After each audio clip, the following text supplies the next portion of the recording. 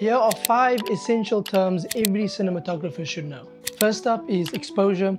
Exposure is how light and how dark your image is, basically the distribution of light and dark.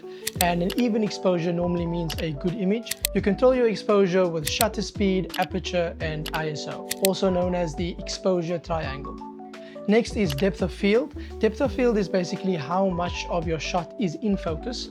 A shallow depth of field means quite a lot of blur and it isolates your subject, and a wide depth of field or a deep focus basically means everything is in focus or quite in focus, from your foreground to your midground to your background.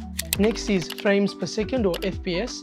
Video is not actually just one solid video, it's actually many images taken per second, and your FPS is a counter of how many of those are taken per second. Next up is white balance. White balance is basically the temperature of your shot. For example, a shot can be too warm or too cold, and if your white balance is balanced, your whites are white. Okay, next up is f-stop or t-stop. They are one in the same. This controls how wide the aperture blades in your lens opens up to let in light.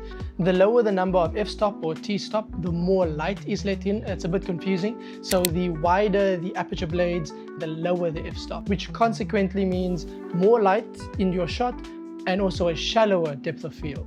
And vice versa, a smaller aperture means a higher f-stop or t-stop, and that also means less light and a wider focus. And yeah, that's basic but important cinematography terms.